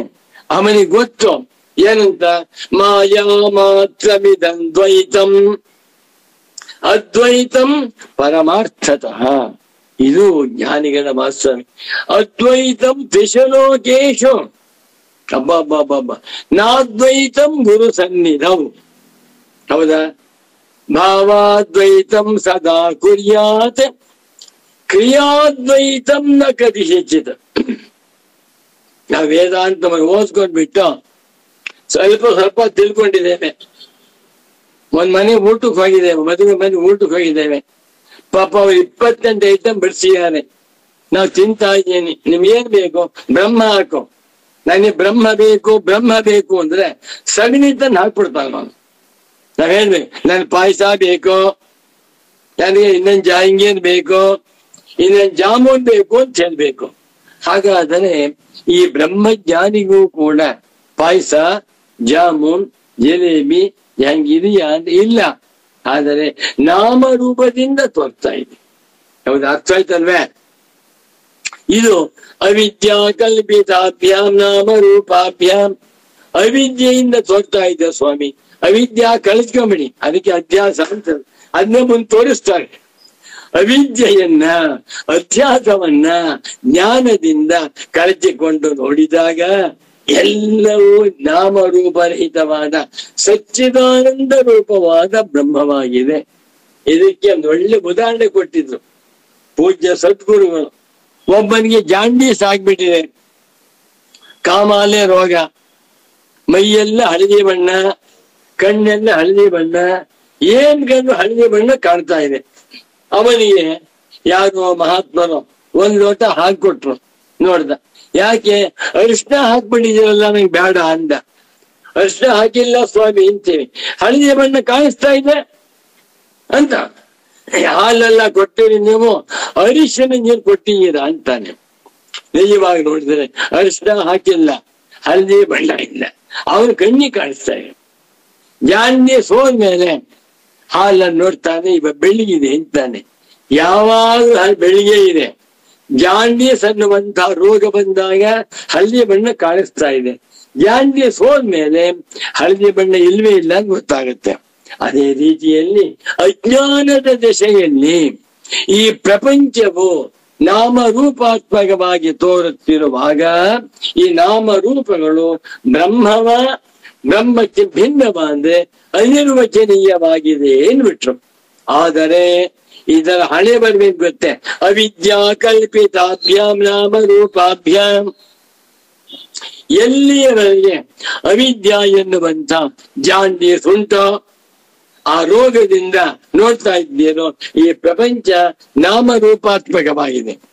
ಯಾವಾಗ ನೀವು ಅಸ್ಯಾನರ್ಥ ಹೇತು ಪ್ರಹಾಣಾಯ ಆತ್ಮೈಕತ್ವ ವಿದ್ಯಾ ಪ್ರತಿಪತ್ತೆಯೇ ಎನ್ನುವಂತೆ ಸದ್ಗುರುಗಳಿಂದ ವೇದಾಂತಾರ್ಥವನ್ನು ತಿಳಿದುಕೊಳ್ಳುತ್ತಾ ಸಮ್ಯಕ್ ದರ್ಶನವನ್ನು ಹೊಂದುತ್ತೀರೋ, ಜ್ಞಾನ ಚಕ್ಷುಸ್ಸು ಕೃತ್ವಾ ಜ್ಞಾನಮಯೀಂ ದೃಷ್ಟಿಂ ಪಶ್ಯೇತ್ ಬ್ರಹ್ಮಮಯಂ ಜಗತೆ ಸಾ ದೃಷ್ಟಿ ಪರಮೋದಾರ ನಾಸಾಗ್ರಾಮ ಲೋಕಿನಿ. ಪ್ರಸಿದ್ಧವಾದ ಶ್ಲೋಕ. ಈ ಪ್ರಪಂಚವನ್ನ ನಾವು ಬ್ರಹ್ಮರೂಪವನ್ನಾಗಿ ಕಾಣಬೇಕಾದರೆ ಚರ್ಮ ಚಕ್ಷುಸ್ಸಿನಿಂದ ಸಾಧ್ಯವಿಲ್ಲ. ಜ್ಞಾನ ಚಕ್ಷುಸ್ಸಿನಿಂದ ನೋಡು. ಅಜ್ಞಾನ ತಿಮಿರಾಂಧಸ್ಯ ಜ್ಞಾನಾಂಜನ ಶಲಾಕಯ ಚಕ್ಷುಃ ಉನ್ಮೀಲಿತಂ ಯೇನ ತಸ್ಮೈ ಶ್ರೀ ಗುರವೇ ನಮಃ. ನಮೋ ನಮಃ ಸದ್ಗುರು ಪಾದುಕಾಭ್ಯಂ. 14 ಲೋಕಗಳಲ್ಲಿ ಗುರುವಿಗಿಂತ ದೊಡ್ಡ ತತ್ವವಿಲ್ಲ, ಗುರುವನ್ನ ಮಿಂಚಿದ ತತ್ವವಿಲ್ಲ. ಎಲ್ಲ ದೇವಾದಿ ದೇವತೆಗಳು ಪರಮ ಸ್ವಾರ್ಥಿಗಳು ಮುಮುಕ್ಷ ಜನಗಳನ್ನ ಮೋಕ್ಷ ಮಾರ್ಗದಿಂದ ತಪ್ಪಿಸಿ ಕರ್ಮ ಮಾರ್ಗದಲ್ಲಿ ಪ್ರವೃತ್ತರಾಗುವಂತೆ ಮಾಡ್ತಾನೆ. ಶ್ರೋತ್ರಿಯ ಬ್ರಹ್ಮನಿಷ್ಠನಾದ ಮಹಾತ್ಮ ಜ್ಞಾನಿ ವರೇಣ್ಯ ಸಂಕಟದಲ್ಲಿ ಬಿದ್ದು, ಸಂಸಾರ ಸಾಗರದಲ್ಲಿ ಬಿದ್ದು, ದುಃಖ ಸಾಗರದಲ್ಲಿ ಒದ್ದಾಡುತ್ತಿರುವಂತಹ ಮನುಷ್ಯರನ್ನ ಎತ್ಕೊಂಡು ಮುಮುಕ್ಷುಗಳನ್ನಾಗಿ ಮಾಡಿ ಆ ಮುಮುಕ್ಷುಗಳಿಗೆ ವೇದಾಂತಾರ್ಥವನ್ನು ತಿಳಿಸುತ್ತಾ ಅವರನ್ನ ಸಮ್ಯಕ್ ದರ್ಶನ ನಿಷ್ಠರನ್ನಾಗಿ ಇಷ್ಟೇ ವ್ಯತ್ಯಾಸ. ಎಷ್ಟು ಚೆನ್ನಾಗಿದೆ ಇದು. ಅವಿದ್ಯಾ ಕಲ್ಪಿತಾಭ್ಯಾಂ ನಾಮರೂಪಗಳು ನಿಜವಾಗಿ ಇಲ್ಲ. ಒಂದು ಉದಾಹರಣೆ ಕೊಡ್ತೇನೆ. ಸಕ್ಕರೆಯಿಂದ 10 ಐಟಮ್ ಮಾಡಿದ್ದಾರೆ. ಜಿಲೇಬಿ, ಜಹಾಂಗೀರ್, ಜಾಮೂನ್, ಲಾಡು, ಬರ್ಫಿ, ಪಾಯಸ ಎಟ್ಸೆಟ್ರಾ ಎಟ್ಸೆಟ್ರಾ. ಬೇರೆ ಬೇರೆ ಹೆಸರು, ಬೇರೆ ಬೇರೆ ರುಚಿ. ಒಬ್ಬ ಹೈಲಿ ಡಯಾಬಿಟಿಕ್ ಇದ್ದಾನೆ, ಮಧುಮೇಹ ರೋಗಿ. ಅವನಿಗೆ ಯಾವುದೇ ಕಂಡ್ರೂ ಕೂಡ ಎಲ್ಲವೂ ಸಿಹಿಯಾಗಿ ಕಾಣಿಸುತ್ತಲ್ವ? ಎಲ್ಲವೂ ಸಿಹಿಯಾಗಿ ಕಾಣುವಂತಹದ್ದು ಕಣ್ಣಿಗಲ್ಲ, ನಾಲ್ಗೆಗೆ.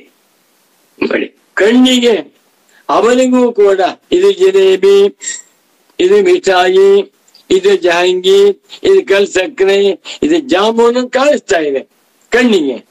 ವಿವೇಕದ ದೃಷ್ಟಿಯಿಂದ ನನ್ಗೆ ಯಾವುದು ಬೇಡ ಸ್ವಾಮಿ, ಜಾಮೂನ್ ತಗೊಳ್ಳಿ, ಬೇಡ. ಜಿಲೇಬಿ, ಈ ಜಾಮೂನ್ ಅಲ್ಲ ಸ್ವಾಮಿ, ಇದು ಜಿಲೇಬಿ ತಗೊಳ್ಳಿ, ಬೇಡ. ಕಲ್ ಸಕ್ಕರೆ ತಿನ್ನಿ, ಅದು ಬೇಡ. ಯಾಕೆ? ಎಲ್ಲವೂ ವಿಷ. ನೋಡಿ, ಲೋಕದಲ್ಲಿದೆಯಲ್ವಾ, ಅವನಿಗೆ ಕಣ್ಣಿಗೆ ನಾಮರೂಪಗಳು ಕಾಣಿಸ್ತಾ ಇರುತ್ತೆ. ಜಹಾಂಗೀರ್ ಒಳ್ಳೆ ರೌಂಡ್ ಆಗಿರುತ್ತೆ, ಜಿಲೇಬಿ ಒಂಥರ ಇರುತ್ತೆ, ಮೈಸೂರು ಪಾಕು ಸ್ಕ್ವೇರ್ ಆಗಿರುತ್ತೆ. ಬೇರೆ ಬೇರೆ ನಾಮ, ಬೇರೆ ಬೇರೆ ರೂಪ, ಬೇರೆ ಬೇರೆ ರುಚಿ ಇದ್ದರೂ ಕೂಡ ಅವನ ವಿವೇಕದ ದೃಷ್ಟಿಯನ್ನು ನೋಡ್ತಾನೆ.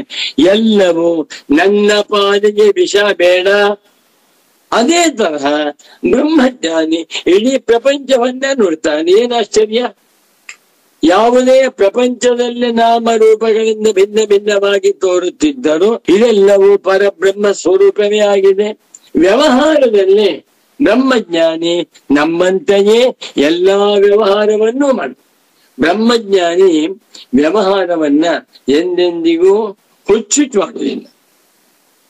ಬ್ರಹ್ಮಜ್ಞಾನಿ ಹೋಟ್ಲು ಹೋದ್ರೆ 2 ಚಪಾತಿ ಕೊಡೋ, ತುಪ್ಪ ಹಾಕೋ ಅಥವಾ ಸಾಗು ಹಾಕು ಅಂತ ಹೇಳ್ತಾನೆ.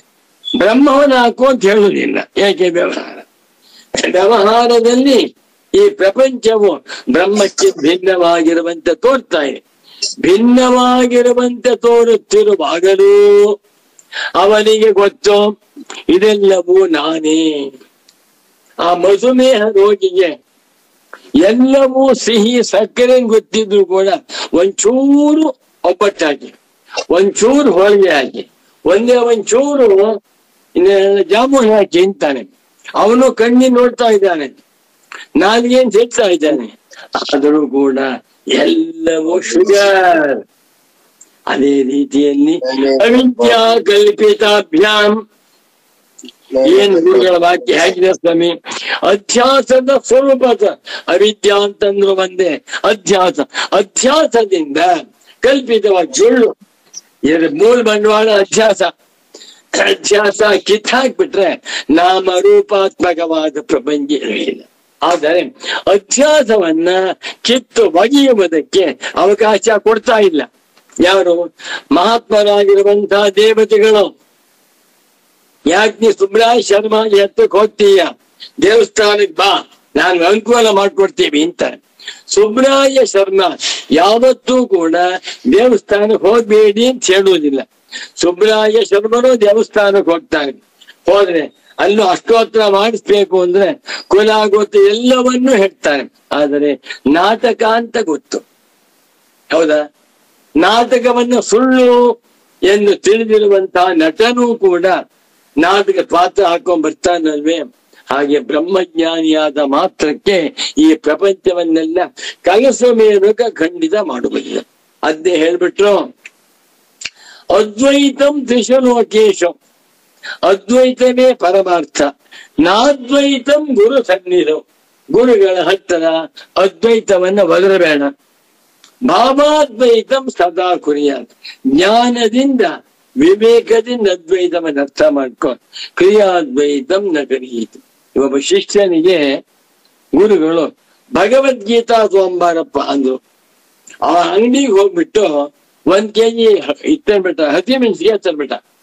ಒಳ್ಳೆ ತಗೊಳ್ಳಿ ಇಂದ. ಏನಯ್ಯ ಇದು? ನೀವು ಭಗವದ್ಗೀತಾ ತಗೊಂಡ್ ಬಾ ಅಂದ್ರಿ, ಭಗವದ್ಗೀತಾ ಅಂದ್ರು ಬಂದೆ, ಹಸಿ ಮೆಣಸಿನ್ಕಾಯಿ ಅಂದ್ರು ತಂದಿದ್ದೇನೆ ಅಂದೆ. ಕೆನ್ನೆ ಹೊಡಿತಾನೆ ಗುರು. ನನ್ನ ಹತ್ರ ವೇದ ಅಂತ ಹೇಳ್ತಾ ಇದೀಯ? ಹೇಳ್ಬೇಡ. ಮೆಣಸಿನ್ಕಾಯಿ ಬೇರೆ, ಭಗವದ್ಗೀತಾ ಬೇರೆ, ಹುಣಸೆ ಬೇರೆ, ಎಲ್ಲವೂ ಬ್ರಹ್ಮವೇ. ನಾಮರೂಪ ತೋರ್ತಾ ಇದೆಯಲ್ಲ ಅಂದ್ರೆ ಅವಿದ್ಯಾ ಕಲ್ಪಿತಾಭ್ಯಾಮ್, ಅವಿದ್ಯೆಯಿಂದ ಕಲ್ಪಿತವಾಗಿ ತೋರುತ್ತಿದೆ ನಾಮರೂಪ.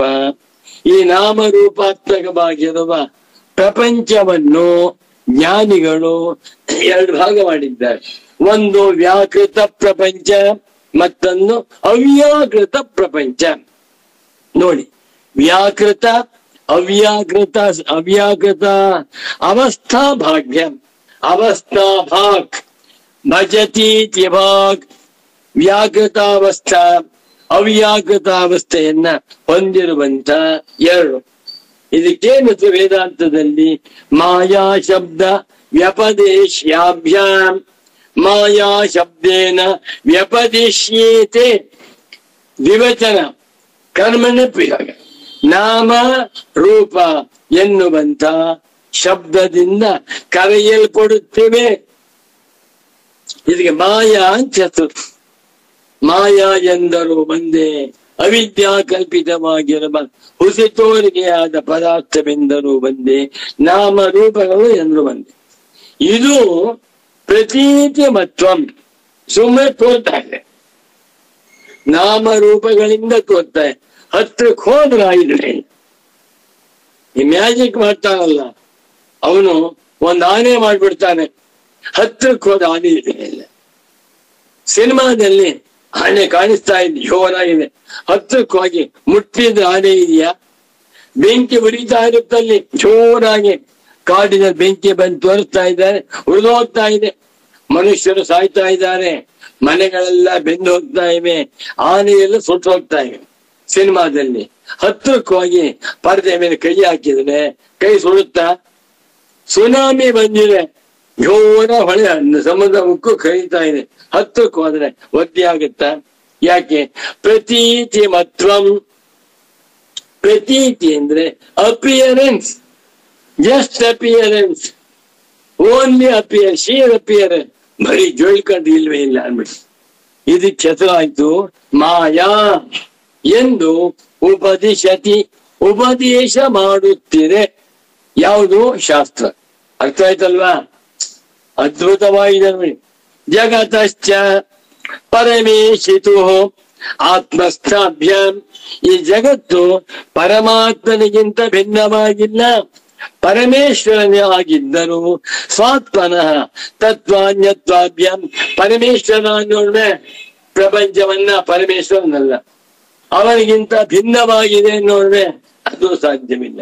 ಇದು ಅನಿರ್ವಚನೀಯವಾಗಿದೆ.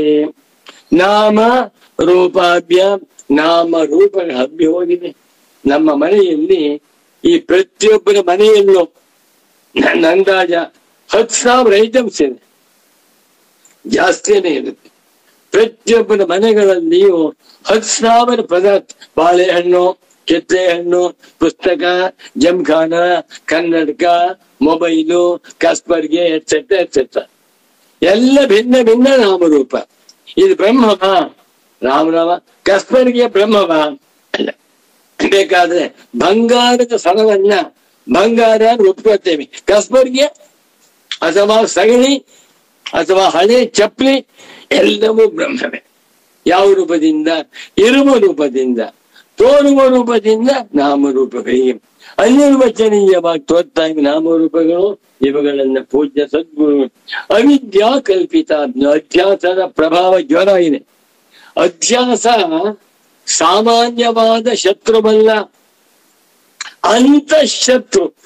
ಸಕಲ ಮಾನವರನ್ನು ಸಂಸಾರ ಜನ್ಮಾಂತರ ದುಃಖ ಕೂಪು ತಳ್ಳಿದೆ, ಅದು ನೋಡಿಕೆ ಬಿಡ್ತಾ ಇಲ್ಲ. ಅಧ್ಯಾಸವನ್ನ ನೋಡೋಣ ಅಂತ ಬೇಡ ಬರಬೇಡ ಆಗುತ್ತೆ. ಒಬ್ಬ ಕಳ್ಳ ತುಂಬಾ ಅಪರಾಧ ಮಾಡ್ತಾ ಇದ್ದಾನೆ, ಅವನೇ ಬರ್ತಾನೆ ಕಳ್ಳ ಹುಡುಕೋರಿಗೆ, ಸ್ವಾಮಿ ಕಳ್ಳನ ಹುಡುಕೊಡ್ತೀನಿ ಅಂತಾನೆ.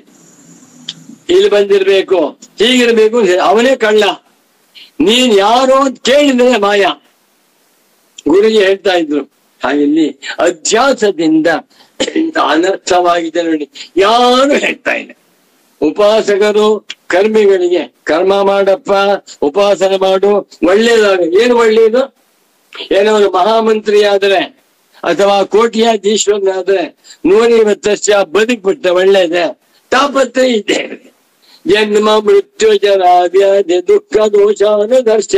ಈ ಪ್ರಪಂಚದಲ್ಲಿ ಯಾವುದು ಒಳ್ಳೆಯದು ಅಂತಿಲ್ಲ, ಎಲ್ಲ ಅವಿದ್ಯಾ ಕಲ್ಪಿತವಾದ ದುಃಖ. ಇದನ್ನ ಕಂಡು ಹಿಡಿದು ಓಹೋ, ಅಧ್ಯಾಸವೆಂಬ ದೊಡ್ಡ ರೋಗದಿಂದ ಇಷ್ಟೊಂದು ತಾಪತ್ರಯ ಬರ್ತಾ ಇದೆ ಅಂತ ತಿಳ್ಕೊಂಡು ಅಧ್ಯಾಸವನ್ನ ಓಡಿಸ್ತಾ ಇದ್ದಾರೆ. ಯಾತರಿಂದ? ವಿವೇಕದಿಂದ ಓಡಿಸ್ಬೇಕಾಗಿಲ್ಲ. ಬೆಳಕು ಬಂದ ಕೂಡಲೇ ಕತ್ತಲೆ ನಿರ್ನಾಮವಾಗುವಂತೆ ಆತ್ಮಜ್ಞಾನೋದಯವಾದ ಕೂಡ ಇಂಥ ಅಧ್ಯಾಸ ಹೊರಟುವಂತಾದ್ರಿಂದ ಅಧ್ಯಾಸದ ಮಹಿಮೆ, ಅಧ್ಯಾಸದ ಸ್ವರೂಪ, ಅಧ್ಯಾಸದ ಪ್ರಭಾವವೇನು ಎನ್ನುವುದನ್ನ ತಿಳಿಸುವುದಕ್ಕಾಗಿ ಶಂಕರ ಭಗವತ್ ಪೂಜ್ಯ ಪಾದಾಚಾರ್ಯರು ಅಧ್ಯಾಸ ವಾಕ್ಯವನ್ನ ಬರೆದಿದ್ದರೆ ಅದರ ಅರ್ಥವನ್ನ ತಿಳಿಸುವುದಕ್ಕಾಗಿ ಪರಮ ಪೂಜ್ಯ ನಮ್ಮ ನಿಮ್ಮೆಲ್ಲರ ಕನ್ನಡ ಶಂಕರರಾಗಿರುವ ಸಚ್ಚಿದಾನಂದೇಂದ್ರ ಸರಸ್ವತಿ ಸ್ವಾಮೀಜಿಯವರು ಅಧ್ಯಾಸ ಭಾಷ್ಯಕ್ಕೆ ಸುಗಮ ವ್ಯಾಖ್ಯಾನವನ್ನು ಬರೆದು ಪ್ರಸ್ತಾವನಾ ಬರಿತಾ ಇದ್ದಾರೆ. ಇನ್ನೊಮ್ಮೆ ವಾಕ್ಯವನ್ನು ಓದ್ಬಿಡ್ತೇನೆ, ನಿಧಾನವಾಗಿ ಅರ್ಥ ಮಾಡ್ಕೊಳ್ಳಿ. ಜಗತಶ್ಚ ಪರಮೇಶಿತು ಆತ್ಮಸ್ಥಾಭ್ಯಾಂ ಸ್ವಾತ್ಮನಃ ತತ್ವಾನ್ಯತ್ವಾಭ್ಯಾಂ ಅನಿರ್ವಚನೀಯಾಭ್ಯಾಂ ನಾಮರೂಪಾಭ್ಯಾಂ ಅವಿದ್ಯಾಕಲ್ಪಿತಾಭ್ಯಾಂ ಮಾಯಾ ಶಬ್ದ ವ್ಯಪದೇಶ್ಯಾಭ್ಯಾಂ ವ್ಯಾಕೃತ ಅವಸ್ಥಾಭಾಗ್ಯಾಂ ಪ್ರತೀತಿಮತ್ವಂ ಉಪದೇಶತಿ. ಎಲ್ಲಿ ತತ್ವ ಜಿಜ್ಞಾಸುಗಳೇ, ನಾಮರೂಪಾತ್ಮಕವಾಗಿ ತೋರುತ್ತಿರುವ ಈ ಪ್ರಪಂಚವೆಲ್ಲವೂ ಕೂಡ ಅವಿದ್ಯಾ ಕಲ್ಪಿತವಾಗಿದೆ. ಇದಕ್ಕೆ ಮಾಯಾ ಅಂತ ಹೆಸರು.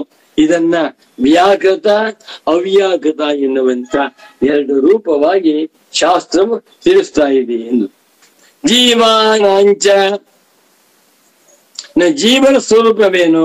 ನಾಮರೂಪಕೃತ ಕಾರ್ಯಕರಣ ಸಂಘಾತವತ್ವಂ ರಾಗಾದಿ ದೋಷವತ್ವಂ ಕರ್ತೃತ್ವಂ ಭೋಕ್ತೃತ್ವಂ ಅವಸ್ಥಾತ್ರಯ ಸಂಚಾರಿತ್ವಂ ಶಾಸ್ತ್ರಾಧಿಕೃತತ್ವಂ ಕರ್ಮೋಪಾಸನಾನುಷ್ಠಾತೃತ್ವಂ ಸ್ವಾನುಷ್ಠಿತ ಕರ್ಮಫಲ ಭೋಗಾರ್ಥಂ ಜನ್ಮಾಂತರ ಲೋಕಾಂತರ ಗಂತೃತ್ವಂಚ ಮುಕ್ತ್ವಾ ಯಥಾಯಥಂ ಸಂಸಾರೇ ವಿರಕ್ತಾನಾಂ ಮುಮುಕ್ಷೂನಾಂ ಮುಮುಕ್ಷುತ್ವಂ ಜಿಜ್ಞಾಸುತ್ವಂ ಗುರೂಪಸರ್ಪಣಾದಿಕಂಚ ಉಪದಿಶ್ಯ ತದನು ಸರ್ವಾಧ್ಯಾರೋಪಿತ ಅಪವಾದಾವಸರೆ ಯಥೋ ವಾಚೋ ನಿವರ್ತಂತೆ ತತ್ಸತ್ಯಂ ಸ ಆತ್ಮ ಅಸ್ಥೂಲಮನೋ ಯತ್ತನಾನ್ಯತ್ ಪಶ್ಯತಿ ಅಶರೀರಂ ವಾ ವಸಂತಂ ಬ್ರಹ್ಮೈವೇದಂ ವಿಶ್ವಂ ಆತ್ಮೈವೇದಂ ಸರ್ವಂ ಸ ಏಷನೇತಿ ನೇತ್ಯಾತ್ಮ ಇತ್ಯಾದಿ ವಚನೈಃ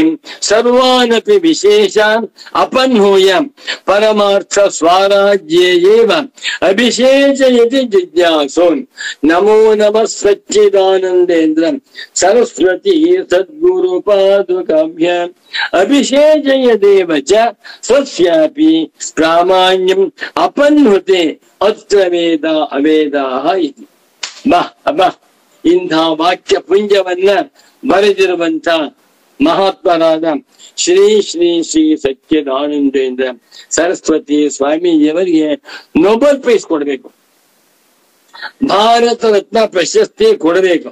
ಬೇಡ, ಯಾವುದು ಬೇಡ ಅಂತಾನು ಸಂತೋಷವಾಗಿ ನಾ ಬರ್ದಿದ್ದೇನಪ್ಪ ಮಗು, ನಿನ್ ಪಾಠ ಮಾಡಿದ್ದೇನೆ, ಅದನ್ನು ನೀನು 10 ಜನಗಳಿಗೆ ತಿಳಿಸಿಕೊಟ್ಟರೆ ಅದೇ ನನಗೆ ಸಾಕು ಅಂತ ಹೇಳ್ತಾನೆ. ಅಂತ ಪರಮ ಪೂಜ್ಯ ಸಚ್ಚಿದಾನಂದೇಂದ್ರ ಸರಸ್ವತಿ ಸದ್ಗುರುಗಳ ಪಾದಾರವಿಂದಗಳಲ್ಲಿ ಉಪನ್ಯಾಸವನ್ನ ಸಮರ್ಪಿಸುತ್ತಾ ನಮೋ ನಮಃ ಸದ್ಗುರು ಪಾದುಕಾಭ್ಯಾಂ ಶ್ರೀ ಗುರುಂ ಪ್ರಣತೋಸ್ಮ್ಯಹಂ.